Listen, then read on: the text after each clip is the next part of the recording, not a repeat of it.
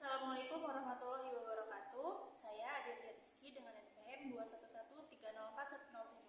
Pada kesempatan kali ini saya akan mempraktikkan keterampilan mengadakan variasi. Assalamualaikum warahmatullahi wabarakatuh semuanya. Waalaikumsalam warahmatullahi wabarakatuh. Selamat pagi anak-anakku dari kelas 12 IPS 1 ya, betul? Betul Ibu. Masya Allah, saya senang sekali ya masuk ke kelas 12 IPS 1 ini. Setiap pagi dapat jadwalnya hari Senin pagi-pagi, peralihan dari hari libur ke hari sibuk, itu tetap semangat kalian menyambut hari Senin ini. Terlihat dari wajah-wajah kalian, dari cara kalian menjawab salam saya tadi, menunjukkan antusiasme untuk menyambut pelajaran bahasa Indonesia hari ini. Seperti wajah Wayan itu dilihat semangat sekali, ceria sekali, wajahnya berseri-seri, seolah mengatakan gitu, kalau Bu, saya nggak sabar mau belajar hari ini. Hari ini kita mau belajar materi apa? Betul ya Wayan? Betul sekali. Betul, walaupun nggak betul, walaupun sebetulnya kalian nggak merasa demikian, tapi semangat itu harus ditanamkan ya. Rasa antusias untuk belajar itu harus ditanamkan supaya nanti ketika belajar, materi yang sama-sama kita pelajari itu bisa masuk dengan baik. Dan maksudnya bukan hanya di pikiran, tapi juga di hati. Karena kalau segala sesuatu hanya tersimpan di pikiran, itu mudah hilang. Setuju nggak? Setuju.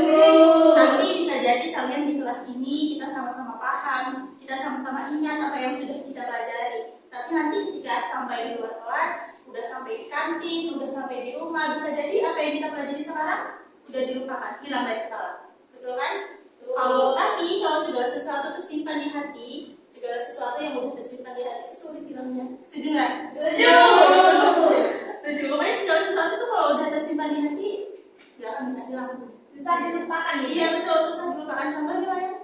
Seperti Melupakan adalah ya contohnya seperti melupakan seseorang lah ya. Iya. Susah untuk melupakan kalau udah masuk ke hati itu. Oke, cukup bahasa basinya.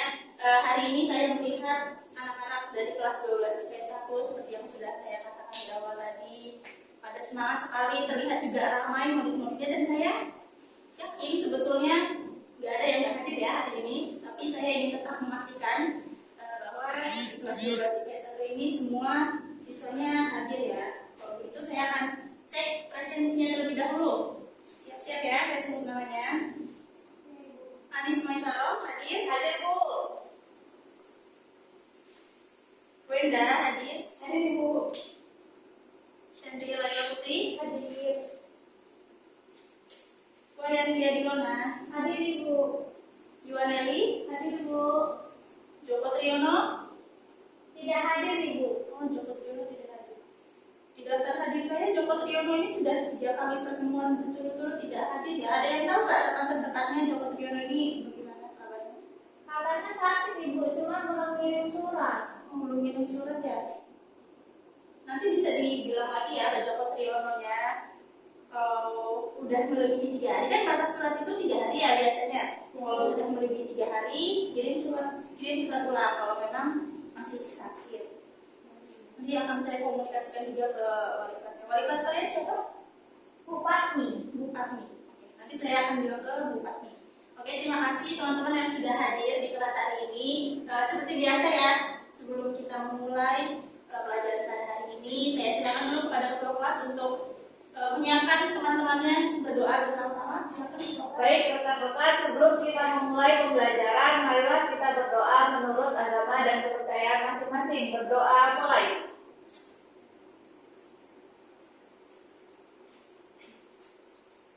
Selesai. Terima kasih ya ketua kelas Anis yang sudah menyiapkan teman-temannya untuk berdoa. Kalau sudah berdoa, itu artinya kita sudah menyiapkan tidak hanya fisik kita, tetapi jiwa kita. Kita siapkan antusiasme kita siapkan hati kita lebar-lebar. Seperti yang saya katakan sebelumnya, kita tidak hanya memasukkan materi itu ke dalam kepala, ke dalam otak, tapi juga ke dalam hati. Jadi, tolong yang hatinya masih tertutup, dibuka lebar-lebar dulu untuk mata pelajaran bahasa Indonesia untuk menerima materi kita hari ini. Oke, anak-anak sekalian, jadi hari ini kita akan membahas materi yang menyenangkan, karena seperti yang sudah kalian lihat di depan sudah ibu sediakan televisi. Nanti kita akan menonton, ya seru kan? Jadi kita menonton sesuatu dan mempelajari sesuatu dari video yang akan kita saksikan nanti. Tapi sebelumnya, Ibu mau memastikan kalian tidak lupa dengan materi yang sudah kita pelajari pekan kemarin. Ayo, Ibu mau bermain sesuatu ya. Jadi tolong anak-anakku semuanya ditutup buku catatannya karena Ibu nggak mau Ibu hanya mau memastikan materi kalian itu ada di kepala kalian, bukan ada di buku. Ayo ditutup buku catatannya. Jadi permainan yang akan Ibu mainkan namanya estafet spidol. Mungkin konsep permainan ini kalian sudah tahu, judulnya saja yang berbeda. Jadi nanti kita akan bernyanyi ya bersama-sama sambil mengoper spidol dari rekan satu ke rekan yang lain. Dimanapun spidolnya berhenti ketika lagunya selesai nanti, dia yang akan menjawab pertanyaan Ibu. Oke? Oke. Ibu tidak akan bertanya jawab pertanyaan yang terlalu jauh, pertanyaan yang di luar dari apa yang sudah kita bahas pekan kemarin. Siap ya? Siap, Ibu. Oke, Ibu letakkan spidolnya di Anis. Mau pakai lagu apa nih anaknya? Biar semangat. Halo, halo Bandung. Oke, halo Bandung ya. Mulai nih, mulai 1, 2, 3. Halo, halo Bandung, ibu kota berlian. Halo, halo Bandung, kota kenang-kenangan. Sudah lama beta tidak berjumpa dengan kau. Sekarang jadi lautan api, mari pulang kembali. Anis. Oke, spidolnya berhenti di Anis ya. Ibu mau bertanya kepada Anis. Ini Anis beruntung. Karena biasanya kalau pertanyaan pertama itu nggak pernah sulit-sulit ya, pertanyaan dasar. Untuk Anis, pekan kemarin kita sudah belajar tentang apa? Pekan kemarin kita belajar mengenai mengkritisi informasi tentang tokoh, Bu. Nah betul, Anis. Minta tuh tangan untuk Anis. Anis masih ingat ya materi yang kita pelajari kemarin. Nah selanjutnya, ada nggak nih yang berani mengangkat tangan, menjelaskan apa saja yang sudah kita pelajari kemarin tentang mengkritisi informasi apa Anis? Tentang tokoh, Bu. Tokoh terkenal. Siapa yang berani? Ayo, ada yang berani. Apa mau kita nyanyi sekali lagi ya? Kita tunjuk lagi siapa orangnya? Oke, jelaskan saja ya. Jadi kemarin kita membahas tentang mengkritisi informasi tokoh terkenal. Apa sih yang kita kritisi dari judul besar tersebut? Tokohnya. Ada yang mau berpendapat lagi? Tidak ada ya. Oke. Jawaban dari Chandria salah. Berarti Chandria kemarin tidak terlalu memperhatikan pelajaran. Nggak apa-apa. Seperti yang saya bilang tadi, berarti materinya baru masuk di kepala, belum ke hati. Nah, itu disimpan di hati ya materinya. Jadi tentang mengkritisi informasi tokoh terkenal. Yang dikritisi adalah informasinya. Oke, jadi apa saja yang kita kritis dari informasinya dan bagaimana cara kita bisa mengkritisi informasi tersebut. Yang pertama, kebenaran dari informasinya. Oke, untuk mengetahui apakah informasi tokoh terkenal tersebut sahih atau sesuai dengan faktanya adalah membandingkan informasi dari sumber satu, sumber dua, dan sumber lainnya. Makin banyak sumber, makin kita bisa menentukan apakah informasi tersebut sahih atau tidak. Oke?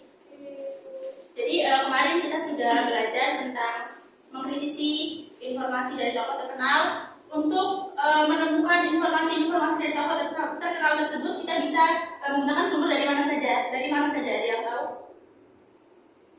Dari koran, Bu. Betul, dari koran. Siapa lagi, Wayan? Dari buku, Ibu. Betul, Wayan. Siapa lagi? Ada yang mau Internet, Bu? Bu. Betul, internet, Wayan dan Wayan.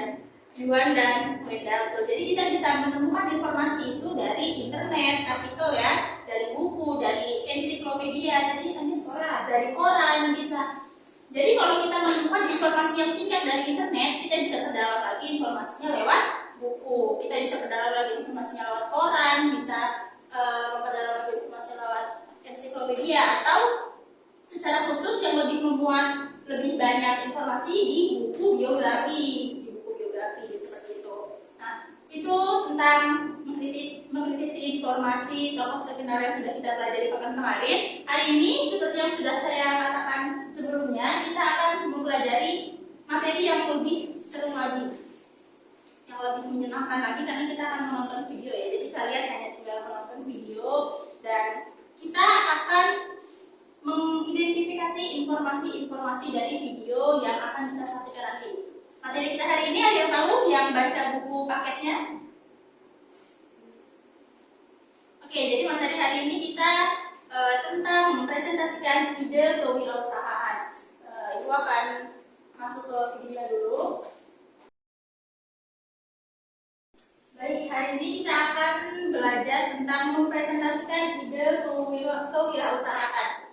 Anak-anakku, ada yang tahu mempresentasikan itu apa sih, kegiatan apa? Menjelaskan di depan orang banyak, Bu. Betul sekali, Chandria. Ayo ya. Hampir sama seperti Sandria, Bu. Itu sifatnya kayak menyampaikan apa yang atau ide yang kita miliki. Betul. Betul sekali jawaban dari Chandria dan jawaban Wayan. Bagus. Jadi secara garis besar mempresentasikan itu artinya menyampaikan ide, menyampaikan sesuatu kepada banyak orang. Nah, di sini sebelum kita menyampaikan suatu ide, kita harus memastikan dulu apa yang akan kita sampaikan. Nah, dari video ini yang pertama kali akan kita lakukan adalah mengidentifikasi informasi. Jadi informasi-informasi apa saja sih yang harusnya kita sampaikan kepada orang-orang ketika berpresentasi? Oke, untuk mempresentasikan informasi, dalam informasi itu ada pertanyaan yang mengarah kepada jawaban yang diakronimkan sebagai adik Simba. Ada yang tahu adik Simba itu kepanjangannya apa saja? Angkat tangan. Ayo silakan Chandria. Apa, Tuh. di mana, kenapa, siapa, mengapa, bagaimana? Betul, jawaban dari Chandria. Jadi adik Simba itu apa, di mana, kapan ya Chandria?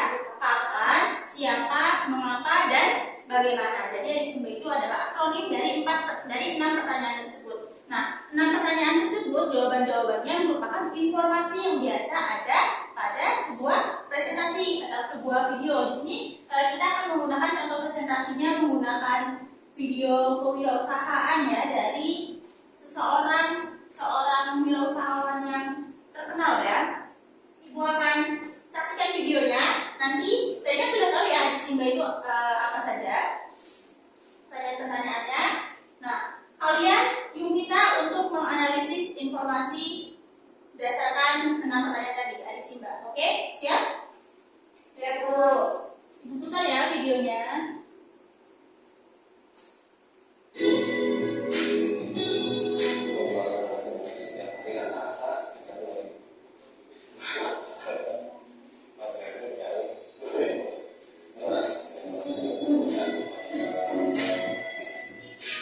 Nah, jadi ini adalah salah satu wirausahawan yang berhasil, ya, yang sukses. Dia sudah diwawancarai. Usia saya 25 tahun dari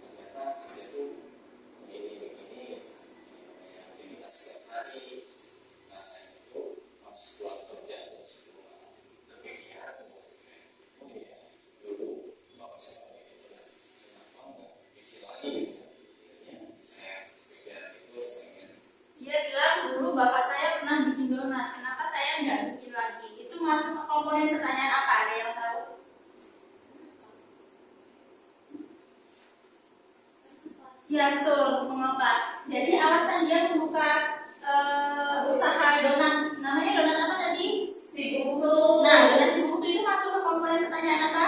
Apa? Betul, apa?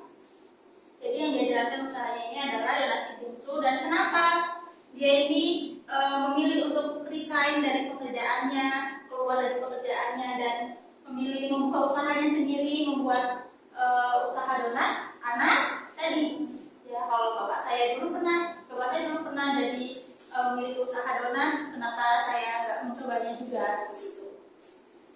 Lanjut ya.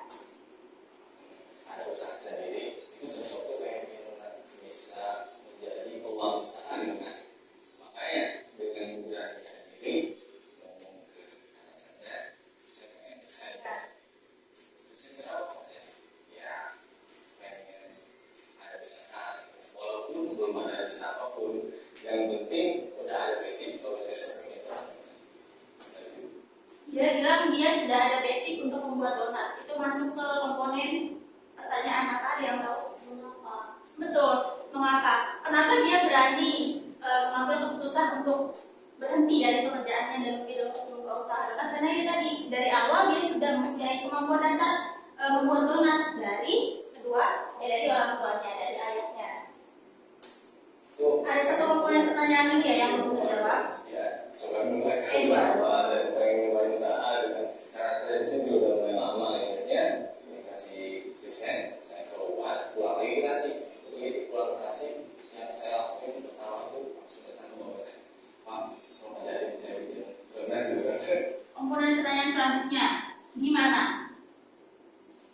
Tadi Tasikmalaya, betul, di Tasikmalaya. Jadi awalnya dia bekerja di luar Tasikmalaya, di luar kota. Tapi setelah memutuskan untuk berhenti bekerja, dia pulang ke Tasikmalaya, dia ketemu bapaknya dan minta bapaknya untuk mengajarinya membuat donat. Jadi usaha Mas Ega ini dimulai dari Tasikmalaya, dari kampung halamannya, tempat orang tuanya tinggal.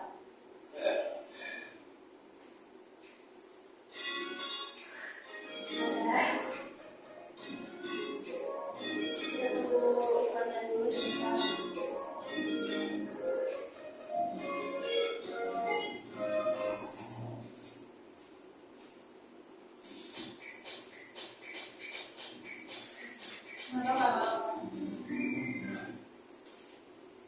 Selanjutnya masih ada satu komponen pertanyaan lagi yang belum terjawab.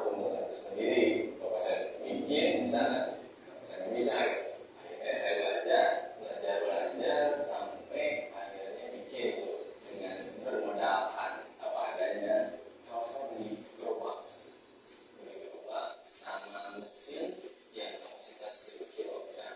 Ini juga masuk komponen pertanyaan bagaimana ya. Jadi langkah-langkah dia memulai usaha dari awal hingga akhir hingga sukses sekarang itu masuk komponen informasi dari pertanyaan bagaimana. Segala macam bisa ada di situ. Itu mungkin saya bisa ada mesin yang nggak terlalu bagus, gerobak yang bagus juga. Kok bisa jalan? Mungkin ngomongnya aja dulu. Awal-awal emang dengan bapak saya ya, misalnya udah mungkin bisa dilepas. Ya pengen gue sendiri. Akhirnya ya walaupun awal-awal memang juga sekarang gitu kayak pastilah ada waktu kayak kita nyari dulu ingredient yang bagus, kualitasnya yang bagus, sampai nemu sampai sekarang. Karena videonya lama, saya sebutkan saja kalau di video ini satu komponen pertanyaan yang saya sebutkan tadi belum terjawab itu kapan? Ya kan? Jadi Mas Ega ini memulai usahanya dari 2017 hingga sekarang 6 tahun. Nah, itu tadi komponen-komponen pertanyaan yang biasanya terjawab dalam sebuah presentasi. Jadi informasi-informasi tersebut dimuat setelah 6 pertanyaan tersebut tidak terjawab. Jadi kalau bisa teman-teman, anak-anak sekalian, kalau mempresentasikan sesuatu atau membuat video presentasi seperti ini kan masuk ke dalam presentasi ya, karena dia menjelaskan sesuatu kepada orang banyak. Perhatikan 6 komponen pertanyaan tadi. Apa? Adik Simba, ada yang masih ingat? Apa? Di mana? Kapan? Siapa? Mengapa? Dan bagaimana? Jadi itu yang harus diperhatikan oleh anak-anak sekalian jika ingin mempresentasikan sesuatu. Baik, materi kita mempresentasikan ide kewirausahaan. Pekan depan kita akan mulai praktik ya, praktik membuat teks presentasi, dan kita akan coba satu persatu setiap murid untuk mempresentasikan idenya di depan teman-teman yang lain. Anak-anak sekalian, hari ini kita sudah mempelajari tentang mempresentasikan ide usaha. Kita juga tadi sudah menyaksikan video ya tentang salah satu kisah wirausahawan yang berhasil, yang terkenal. Di dalam video presentasi itu kita sudah melihat informasi-informasi apa saja, unsur-unsur apa saja yang seharusnya ada di dalam sebuah presentasi. Nah tadi sudah dijelaskan ya, untuk mengidentifikasi informasi di dalam sebuah presentasi itu bisa dilihat dari adanya 6 pertanyaan. Yang tadi akronimnya apa namanya, yang tahu? Akronim dari pertanyaan. Adik Simba, Bu. Apa artinya ulangi? Adik Simba. Betul. Jadi informasi di dalam sebuah presentasi itu diakronimkan sebagai adik Simba. Di dalam sebuah presentasi, 6 pertanyaan tersebut harus ada ya di dalam presentasi. Jadi adik Simba panjangannya apa? Yang tahu Kak? Apa? Di Gimana? A, Kapan? si, Siapa? M-nya, Apa? Ba. Bagaimana? Nah betul. Jadi adik Simba itu adalah akronim dari apa, di mana, kapan, siapa, mengapa, dan bagaimana. Nah kalau dari video yang sudah kita saksikan sama-sama tadi, ada yang bisa mengidentifikasi nggak, menjelaskan 6 pertanyaan tersebut? Isinya apa saja? Yo dari ada dulu apanya? Apa? Dari video tadi, objek yang dijelaskan itu apa sih yang dibicarakan oleh yang berbicara di video tersebut? Donat si bungsu. Betul, donat si bungsu. Jadi yang berbicara di video tersebut membicarakan tentang donat si bungsu. Itu sebuah usaha ya. Lalu selanjutnya apa? A, Gimana? di mana? Tapi kasih palem. Betul, Tasikmalaya itu adalah tempat si berbicara memulai usaha donat si bungsu. Lalu kapan? Sejak tahun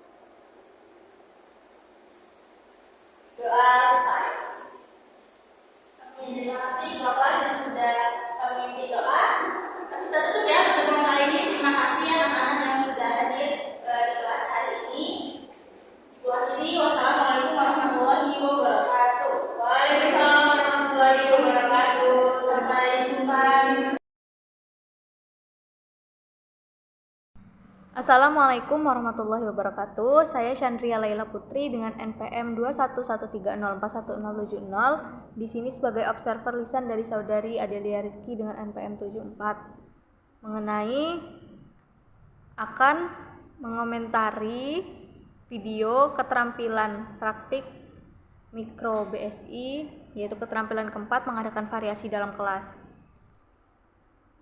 Dalam video, saudari Adelia kurang melakukan variasi terhadap nada bicara, dan guru cenderung menggunakan tempo sedang saat menjelaskan. Saudari Adelia juga sudah banyak melakukan variasi gerakan atau gestur dari tangan saat menjelaskan. Saudari Adelia tidak memberikan kesenyapan atau hening dalam pembicaraan kecuali ketika memberi kesempatan peserta didik untuk menjawab pertanyaan. Selanjutnya mengenai kontak pandang, saudari Adelia melakukan kontak pandang mata secara menyeluruh kepada peserta didik sehingga tidak ada peserta didik yang terlewatkan. Kemudian pada perubahan posisi, saudari Adelia masih berada di satu titik saja ketika menjelaskan, tidak melakukan variasi gerak ke depan kelas atau ke belakang kelas. Kemudian dalam hal memusatkan, saudari Adelia memberi penekanan kepada peserta didik untuk memperhatikan sajian video. Saudari Adelia juga telah menggunakan media video sebagai pendukung dalam pembelajaran yang menghasilkan suara dan sajian visual, sehingga peserta didik dapat lebih memahami materi yang disampaikan. Sekian pemaparan observasi lisan dari saya. Terima kasih. Wassalamualaikum warahmatullahi wabarakatuh.